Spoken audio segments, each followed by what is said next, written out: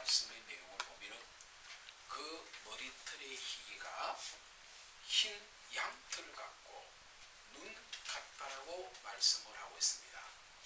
여기서 말하는 이 흰 양털 같다고 말하는 것은 양은 어떤 양이라도 순수한 흰색은 없습니다. 약간 미색이나 베이지색 같은 그러한 색입니다. 다만 양털은 윤기가 나서 멀리서 바라보면 빛에 반사되어 오는 그 빛이 주변에 양털이 있는 곳에는, 양이 있는 곳에는 푸른 초원이나 이런 곳이 많기 때문에 더 희게 보이는 것이지요. 그럼에도 불구하고 주님의 머리털은 흰 양털 같고 흰 눈 같다라고 하는 것은 단순히 양의 털이나 눈이 아니라 그 광채가 남을 말씀하고 있습니다.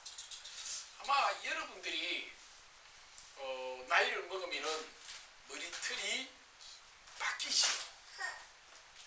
검은색이나 갈색에서 점점 옅은 색으로, 흰색으로, 나중에는 검은색이 빛나는 것보다는 흰색이 더 빛이 나게 보입니다.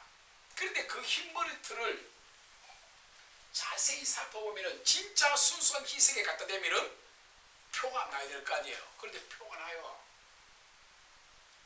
그래서 우리가 뭡니까? 백발이라고 하죠. 백발. 그리고 우리 인간이 인위적으로 백발을 요즘은 염색해서 검게 만들지 않습니까? 젊게 보이고 싶어 하는 거예요. 그 인생의 연약함의 마치 머리가 휘어진 백발이 이제는 이 세상에 살 만큼 살아지니까 세상을 떠나도 아깝지 않다라고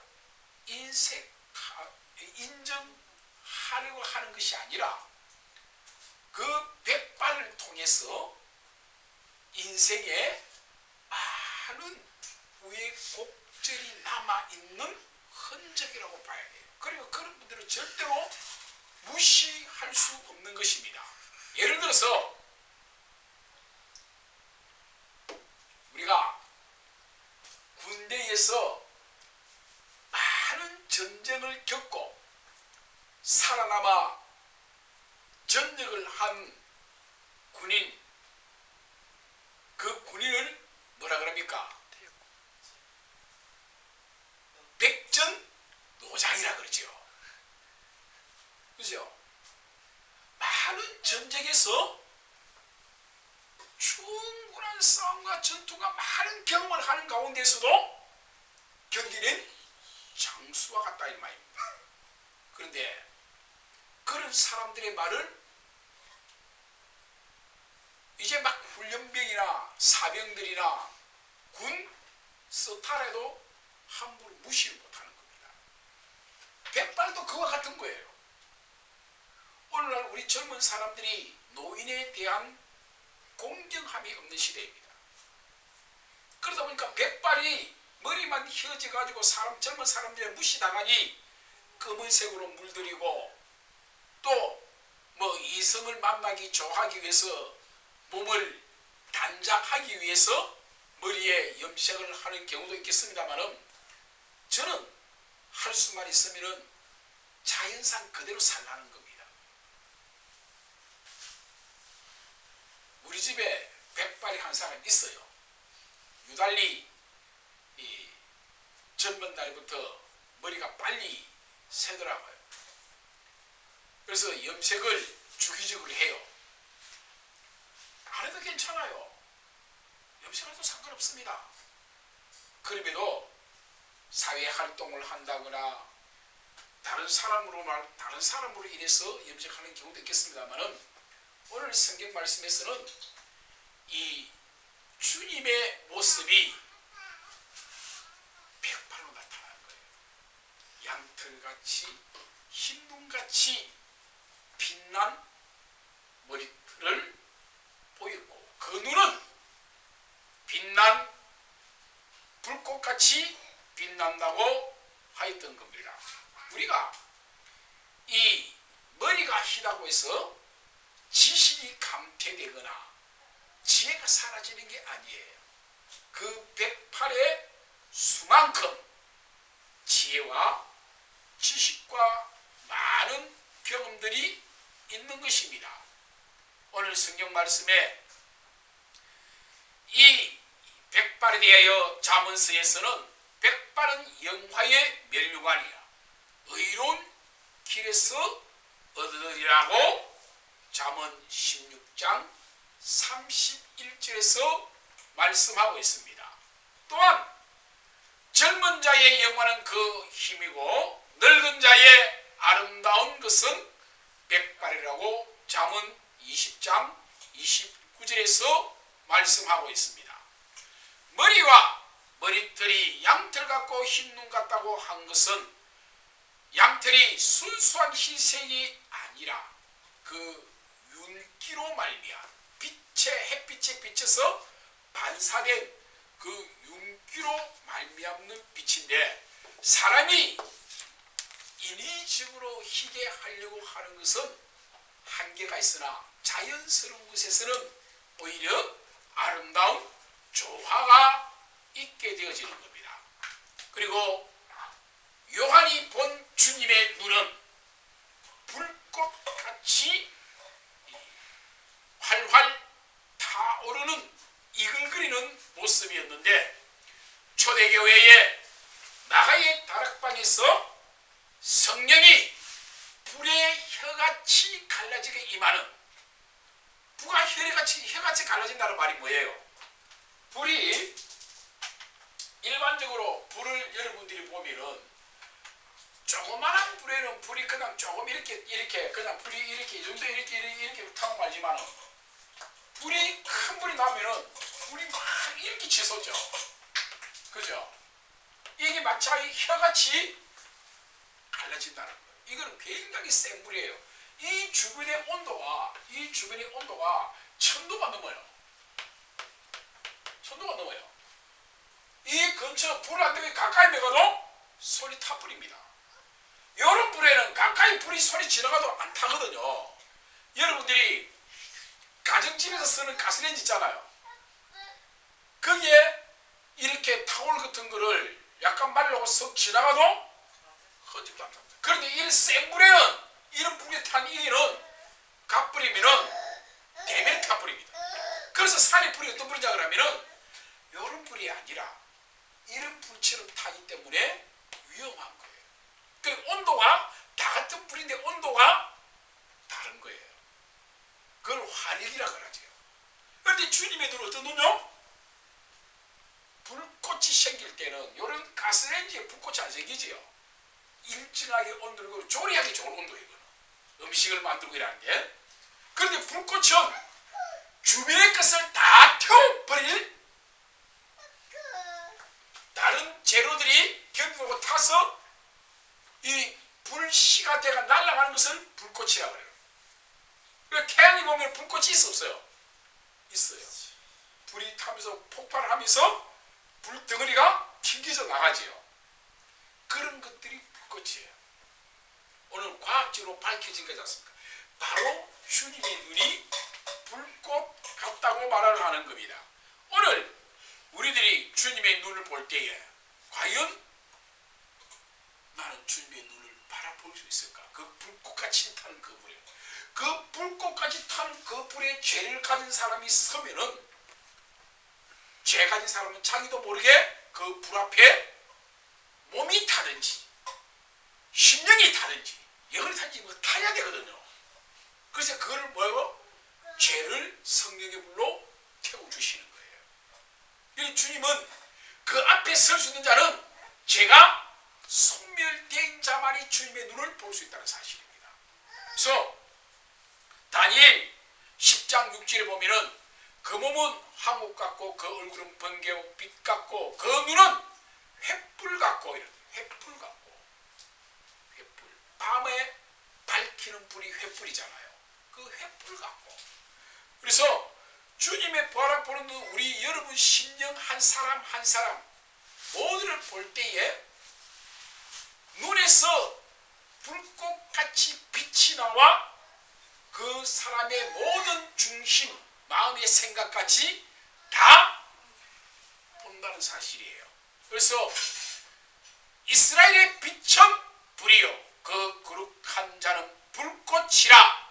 하루 사이에 모든 현급과 진리가 소멸되어 하나님 앞에 구원받을 자와 소멸될 자가 같이 있으나 구원받을 자에게는 하나님의 불꽃이 따사롭고 자비스럽고 나를 구원의 길로 밝혀주는 눈과 같지만 죄를 지은 자에게는 진노의 불빛 같고, 오늘날 사람들이 말하는 눈이 매섭다든지 화가 났을 때 그 눈에 빛이 나는 그런 것들은 다 진노의 불빛이 되지요. 이사야 10장 17절 18절에서 그렇게 말씀을 하고 있는 겁니다.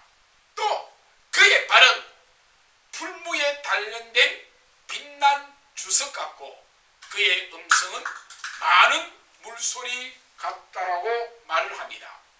여기에서 빛난 주석, 이 빛난 주석은 주석이 여러분들이 알고 있는 주석은 쇠의 성질을 만드는 중요한 역할을 합니다. 주석이 들어가면은 모든 재료가 바뀌어져요. 오늘날은 이 전기선에, 이 전기선 지나가죠. 이 전기선, 그죠? 이 전기선에 구리가 안 들어갑니다. 주석과 구리와 아연이 들어갑니다. 그래서 전기선이 가벼워요. 옛날에는 전기선이 구리로 들어가 굉장히 무게 쳐졌거든요. 그리고 번개가 치고 이러면은 척탑에 내심을 때리고 이러니까 고장이 잦았어요. 지금은 아마 지금도 한 20년 전만 해도 천둥 치고 번개 치면은 변압기가 뻥뻥 터지고 이랬거든요. 그래서 지금은 그런 게 없어요. 구리 성분을 많이 줄여버리고 주석의 성질이 불에 태우면은 흰색이 나옵니다. 흰색이. 구리는 태우면은 파란색이 나요. 여러분 불꽃 할 때 보면 불꽃을 탁 피면은 하얗게 피는 거 있죠. 그게 보면은 종이에 주석을 코팅해서 터지는 겁니다. 그렇게 해서 이게 불꽃이 색상이 다 바뀌게 하는 거거든요. 그래서 이 주석은 용광로에 구리를 넣을 때에 주석을 같이 넣으면 뭐냐면 그게 녹그릇이 되는 거예요. 청동이 되는 겁니다. 청동. 그 불이 탈 때에 원래 구리는 불꽃처럼 파란색을 하지만 빛은 굉장히 짙은 황토색에 가까워요. 황토색에. 그런데 그게 주석을 넣어버리면 빛난 흰색이 돼버려요. 그러니까 주석 때문에 붉은색이 보이는 게 아니라 흰색 비치는 거예요. 이 주석 때문에. 그래서 오늘 성경 말씀에는 인자 같은 이의 바른 풀무에 단련된 빛난 주석 같다. 이 말씀은 이 주석이 빛나게 되었으니까 처음부터 그런 빛난 주석 같은 발이 아니라는 거예요. 이 발을 칼골 리바논이라는 건데 이 칼골 죄송합니다. 이 칼골 리바논은 이거 잘못 쳤나? 아니 죄송합니다. 칼콜입니다. 칼콜. 그래 이상하다.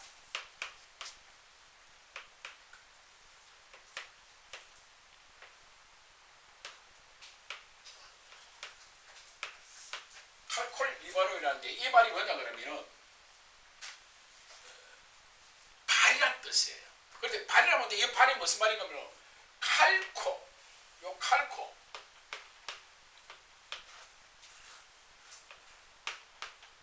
칼코. 여기 뭐냐 그러면은 요 칼코라는 말이 좋은 굴이란 뜻이에요. 좋은 구리. 좋은 구리에 주석이 들어갔다는 거죠. 그러니까 또 우리는 주광이라 그래요. 주광. 이 형광등 색이 지금 무슨 색이냐면은 주광색이에요. 주광색. 이 형광등이 무슨 색? 주광색. 흰 것 같은데 자세히 보면은 흰색은 아니에요. 그 주변에 빛난 것이 특징이죠. 그런데 여러분 형광등 램프는 검은게 원래 지금 검은게하고 흰 거예요. 굉장히 하얀색입니다. 저 뒤에 보면은 형광등 있죠. 기구가 굉장히 흰색인데 이 형광등이 밝으니까 저 흰색이 어둡게 보이는 거예요. 그 주광색의 특징입니다. 그래서 주님의 이 발은 빛난 좋은 구리, 그러니까 아주 양질의 구리로 만들어진 주석 같다. 이 말은 의미가 뭔가 하면은 처음부터 주님이 발에 이른 것이 아니라 풀무에 단련된 찌꺼기가 없는 빛난 주석 같은 발. 이 말이 수고와 희생과 고난으로 말미암는 인생의 발걸음을 주님을 빗대어서 연단된 빛난 주석이라고 말하고 있는 거예요. 그러니까 처음부터 이렇게 만들어진 게 어디가 아닌 게 아니라 영혼을 구원하기 위하여 세상에 오셔서 질고를 당하시고 고난을 당하시고 죽기까지 수고하고 희생하신 그분의 발자취. 그래서 예수께서 뭐냐, 나는 길이요 진리요 생명. 그 길을 걸어가신 빛난 주석 같은 발. 이 말이에요. 무슨 말 알겠습니까? 빛난 주석 같은 발. 그래서 우리는 내가 걸어간 발걸음을 뒤를 돌이킬 필요 없어요. 오늘날은 그런 발걸음이 없지요. 저 바닷가 가면은 모래 위에 이렇게 발걸음을 남기라고 그러면 바다 와서 싹 씻어가 버리잖아요. 또 첫눈이 왔을 때에 내 발자국을 남기기 위해서 걸어 다니잖아요. 그런데 그 발자국, 내가 남긴 발자국을 볼 뿐이지 내 과거를 돌아보는 발은 아닌 거예요. 주님께서 걸어가신 그 발자국을 걸어간 걸 보면은 십자가를 지고 고난의 길로 걸어가시고 우리 영혼을 사랑하기 위하여 온갖 희생을 역경을 견디고 걸어가신 그 발걸음을 우리는 따라간다고 하지만 사실은 너무나도 편한 길을 가고 있죠. 오늘날 보면은 아스팔트나 보도 볼루그리에서 발자국이 남지 않는 시대예요. 그러니까 발자국으로 돌아볼 기회가 없는 거예요. 그리고 뭐예요? 사람이 자기의 과거를, 어제를 돌아보고 1년 전을 돌아보고 10년 전을 돌아봐야 반성을 하는데 반성을 하지 못하는 거예요. 뭐예요? 마음이 강팍해진 거예요. 강팍하고 강팍해진 거예요. 강팍하고 강팍해지니까 하나님을 믿는데도 그것만큼만 딱 믿어요. 자기가 인정하고 싶은 거. 주님이 온전히 용서하는 그런 회개의 기도나 믿음이 아니라 지가 생각했을 때에 그만큼 정도. 그게 문제라는 겁니다. 지금은 이 시대가. 여러분들이 각자가 가지고 있는 허물이나 죄나 수치스러움이 다 다를 수 있지만은 그것을 주님이 보시기에 나로 말미암아 얼마나 괴로워하고 애통해하고 불쌍히 여긴 그거는 생각하지 아니하고 지중심에만 생각하는 거예요. 여러분들이 잘못하여서 실수하여서 사고를 당하면은 그 자신보다 부모들이 더 가슴 아프게 생각해요. 그 생각 안 하죠. 그 생각 안 하지 않습니까? 내가 자에서 상을 받는 그 상보다 부모가 기뻐하는 그 마음, 그 부모가 자기 평생에 살아가면서 자라에 상 받는 것보다 자식이 자라에서 상 받는 것을 더 기뻐하시는 하나님도 똑같습니다. 그걸 우리는 아가페적 사랑이라고 하는 거예요. 근데 그렇게 하지 않지 않습니까? 어떻게 하면 하나님이 기쁘게 할까? 어떻게 하면 부모를 기쁘게 할까? 그 마음이 없어져 버린 시대예요. 뭐가 있기 때문에 내가 걸어간 발자취의 뒤를 돌아보고 뭐가 없어서? 빛난 주석 같은, 빛난 주석은 좋은 차를 타고 다니고 비행기를 타고 다니고 KTX를 타고 다니고 그래서 생기는 발자국이 아니란 거예요. 오히려 수고하고 고난의 역경 갖고 때로는 내가 원하지 않았으나 진흙탕 가운데 빠져서 허덕거리며 근근히 생명을 걸고 나왔을 때에 그 생명이 얼마나 고귀한지 모릅니다. 우리나라에 한때 70년대 초반까지 월남으로 군인들이 파병된 적이 있어요. 우리나라 군인들이 그 싸우러 가고 싶어 가겠어요? 남의 나라에? 돈 벌려고 싸우고 싶으면 돈을 준다 하니까 우리나라 용병이에요. 그런데 우리나라 군인에게는 군대 수는 월급하고 수당 좀 주는 것밖에 없어요. 그래도 그거 가려고 그래. 돈을 벌기 쉬워서. 그 돈이 만만치가 않으니까 나라에서는 미군이 받는 월급을 그대로 받아요. 그래서 국가에서 또 깨물 뿌리고 각 개인에게 그 돈을 줘요. 주는데 거기 가서 살아 돌아온 사람은 월남 갔다 왔다 그러면 와 이런 구사일생이라는 거죠. 와 너는 진짜 행운하다. 얼마나 월남 전역이 치열했나 그러면은 말도 못해요. 작은 외삼촌이 이 해병대 하상안으로 월남을 갔어요.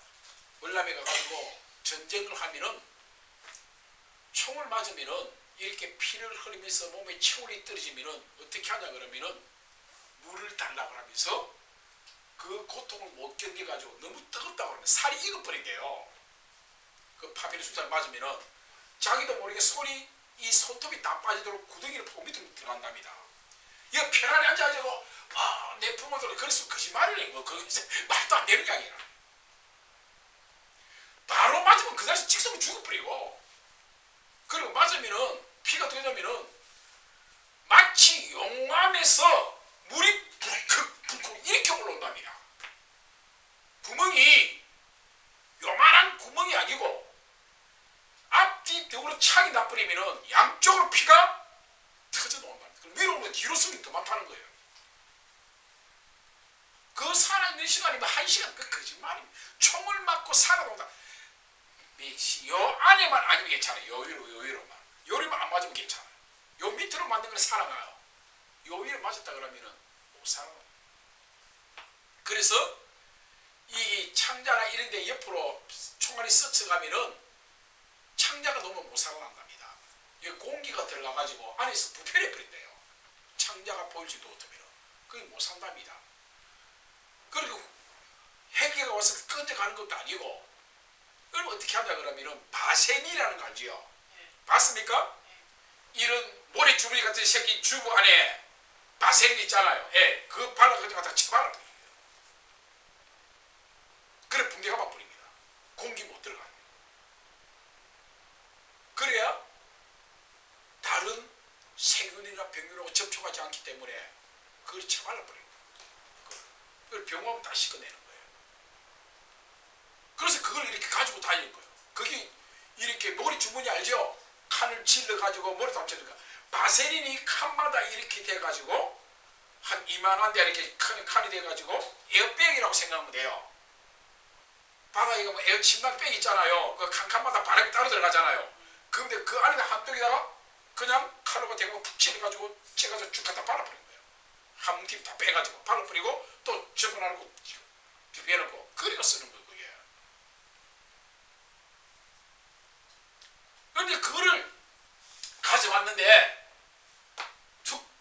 하니까 아이고 냄새도 없고 이상해. 그래서 막 버리려고 했어. 그런데 이야기를 하는 거예요. 그걸 몰랐어요. 그러니까 그게 제일 좋은 그게 무슨 약인 줄 알아요? 어디에 쓰는 약인 줄? 모르죠? 화상에 쓰는 거예요. 화상은 총알하고 파비밖에 없어요. 그 화상에 쓰는 거예요. 화상을 받으면 화상 당하면 제일 먼저 되는 게 뭐예요? 감염이에요. 밀림에서. 그건 베트남이잖아요. 베트남에는 밀림 안에 굉장히 많은 벌레나 독충이나 생들이 많아요. 그게 감염돼 버리면은 병원에 갖다 옮겨놔도 3일을 죽습니다. 감염 때문에. 감염 치료약이 없다는 거예요. 그거를 개발해가지고 백신을 줄 만한 시간이 없다는 거예요. 제가 왜 이 말씀을 드려요? 구사일생. 죽음의 과정에서 살아나와 본자만이 자기의 뒤의 과거를 돌아보면서 겸손해지는 거예요. 그리고 앞으로 한 걸음 옮길 때에도 계획과 준비와 그 순간순간마다 돌다리도 둘겨보고 걷듯이 굉장히 조심히 움직이는 거예요. 그 예수님께서는 그 걸어가신 발걸음 전부가 다 됐다는 거예요.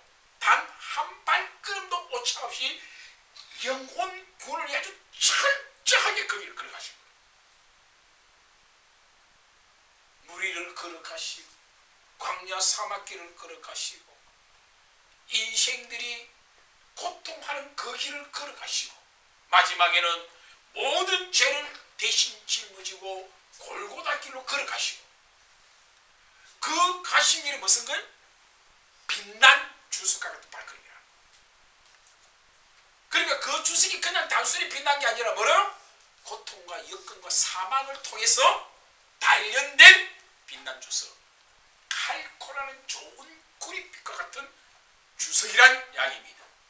그래서 우리 주님께서 우리에게 이렇게 걸음을 걸어 옮기시고 이 세상에 계실 때에 광야와 바다 위와 온갖 세상에 더럽혀지고 많은 박해와 모함과 그러한 것을 당하시면서도 그것을 까무레버리고 그들을 썰어버리는 게 아니라 그것을 당하시면서도 끝까지 묵묵하게 그들의 희생이 되어주신 그 희생을 주님이 당하시지 아니하시면 누가 구원받을 자들이 대신 당해야 되는 거예요.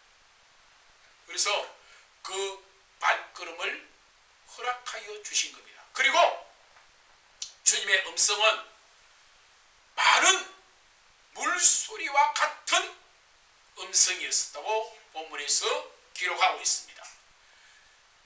우리가 이 말씀에 보면은 에스겔서 1장 24절에서 말씀한 것 같이 생물들이 행할 때에 그 날개 소리를 들은 적 많은 물소리와 같았고 전능자의 음성과도 같다라고 말씀을 하고 있으며 큰 소리로 군대가 진격할 때의 소리고 뛰어가는 군대 소리와도 같다라고 에스겔서 1장 24절에서 말씀하고 있습니다.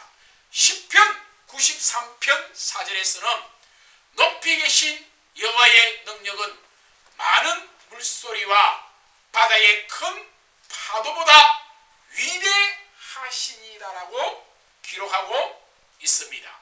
요한은 밤모습에서 계시를 볼 때에 섬을 둘러싼 바다와 파도 소리의 물소리가 마치 주님의 음성처럼 들렸고 실상으로 물소리와 같이 유한의 마음을 시원하게 하며 분명하고도 명확하게 그 물소리 같은 음성이 들렸던 것입니다.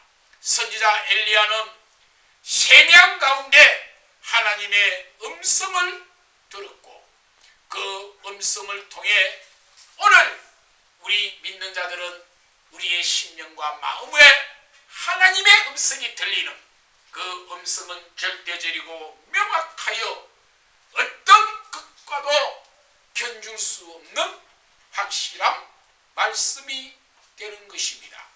이스라엘의 하나님 영광이 동편에서부터 오는데 하나님의 음성이 많은 물소리와 같다라고 에스겔서 43장 2절에서 기록하고 있습니다.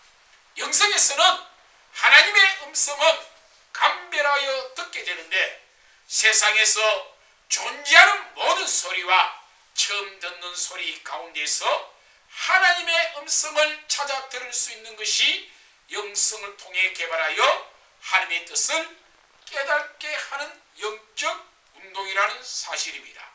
16절에 그 오른손에 7별이 있고, 오른손이라는 것은 성경에서 말할 때에 권세를 상징하고 있습니다. 진리와 권세를 상징하고 있는데 그 오른손에 7별을 붙들었다는 거예요. 이 7별을 붙들고 그 입에는 좌우의 날성금, 칼이라 그런 거는, 칼은 한쪽 방향에만 있는 것이 칼이고 금은 양쪽으로, 이것이 좌우의 날성금이에요. 좌우의 날성금. 히브리서 4장 12절에 하나님의 말씀은 사랑 운동력이 있어 좌우의 날선 어떤 금보다 예리하여, 이 금이 말씀이 나왔다는 거예요. 그렇게 말씀의 금이라고 말하는 것은 하나는 나를 증거하고 하나는 불의와 재앙을 소멸하는 것이에요. 그러니까 말씀이 뭐가 왔다고? 금과 같이. 금은 뭐 하는 거예요? 싸울 때 쓰는 겁니다. 싸울 때 쓰는 거예요. 일반 칼은 싸울 때 쓰는 게 아니에요. 과일 깎고 음식을 만들 때 쓰는 거지만은 금은 무기란 이야기예요. 그래서 이 금을 오른손에 7별을 붙들고 그 입에는 좌우에 날성금이 나오는데 그 얼굴은 해가 힘있게 비치는 것 같았다. 그러니까 얼굴은 뭐가요? 해가 힘있게 비치는 거. 여러분, 해가 힘있게 비칠 때 언제예요? 한여름에 한낮이지요. 그때 우리가 만약에 그 해를 보려고 힘있게 비치려고 얼굴을 봤다 그래 새카매 타버리지. 이건 뭐예요? 주님의 얼굴이 뭐라는 거냐면, 여러분들은 우리가 빛을 보고 해를 입을 때의 그 해가, 우리는 매개체예요. 매개체. 우리 매개체예요. 그런데 주님은 뭐라고요? 발광체라는 겁니다. 주님 자체가 발광체라는 거예요. 주님의 얼굴 자체가 뭐예요? 힘있게 비치는 해와 같이 빛을 발산하는 발광체라는 이야기예요. 그러니까 해는 뭘 상징하고 있어? 이 해는 은혜를 상징하고 있죠. 은혜를. 그러니까 주님의 얼굴은 뭐예요? 은혜가 발산하고 있다는 거예요. 그게 어떻게 해요? 힘있게. 그래서 힘은 뭘 말하고 있습니까? 권세를 상징하고 있습니다. 권세 있게 은혜가 비친다. 누구에게? 요한에게. 그게 어디에? 7교회에게. 7별은 7교회의 사자라겠죠. 제가 말씀드렸죠. 크리스마스 때는 항상 그 말씀을 전합니다. 별은 많다고요? 인도하는 사명. 그죠? 인도하는 사명은 뭐예요? 하나님의 종들이에요. 그러니까 하늘에 별 3분의 1이 땅에 떨어져서 셈에 떨어질 때 그 셈이 쏘여졌다 그러잖아요. 그러니까 하늘의 별은 뭐예요? 종들이에요. 하나님의 종들. 이 종들 3분의 1이 타락하여 땅에 떨어진다는 이야기예요. 땅에 떨어진다는 건 뭡니까? 타락했다는 이야기예요. 제가 드린 말씀 중에서 타락의 반대말은 뭐라 그랬죠? 거룩이라 그랬죠. 거룩한 자가 떨어져서 타락하면은, 이 타락을 말할 때는 다시 거룩해질 수 없는 상태. 수 없는 죄를 범해버리면 타락하게 되는 거예요. 그리고 우리는 어떤 죄? 우리는 어떤 죄? 예? 요한일서 5장 12절 보니까 어떤 죄?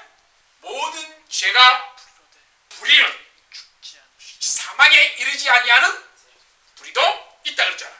그 우리의 불의는 어떤 불의냐 그러면은 사단은 불의의 죄로 교만하여서 타락이 되어 지옥으로 갑니다. 알겠습니까?